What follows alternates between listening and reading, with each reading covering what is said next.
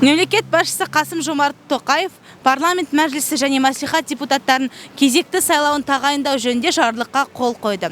Құжатқа сәйкес сайлау 2021 жылдың 10 қаңтарында өтеді. Осыған орай біз аудан тұрғындарынан саяси науқан кезіндегі азаматтық құқықтар мен міндеттерін қаншалықты деңгейде білетінін білу мақсатында сауалнама жүргізген едік. Иә, білем. Парламент бойынша ма? Депутаттар сайлайтын, Мәжіліс сайлауы ма? Мәжіліс депутаттарына. Депутаттар сайлаймыз ғой. Депутаттық сайлау? Да, депутатов, маслихат. Да, знаю. Мәжіліс парламент. Я депутаттар сайлау өтеді. Нет, не знаю. Жоқ, ондай. Нет. Тоже знаю, да, я пойду голосовать вот туда, Ленинский, где этот дом культуры наш. Вот туда я пойду голосовать. И я, мектеп, Белинский мектеп.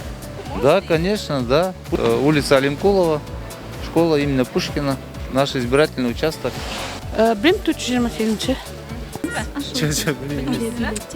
Абай мектебіне барамыз. Адал, Нұр Отан. Сосын соларды ғана білем болған. Нұр Отанды ғана жақсы білем.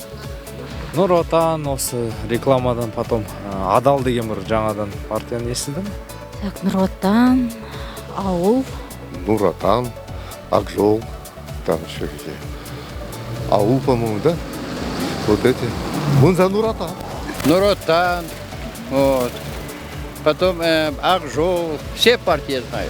Сауалнама барысында белгілі болғандай тұрғындардың кейбірі сайлау жайлы мүлдем естімегендіктерін айтса, ал екіншілері міндетті түрде барамыз деп белсенділіктерін білдіріп отыр. Сайлау бұл әр азамат үшін маңызды шара.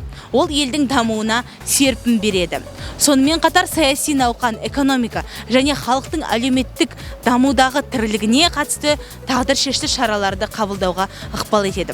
Сондықтан барлықтарыңызды парламент мәжілісі және мәслихат депутаттарын сайлауға белсенді қатысуға шақырамыз.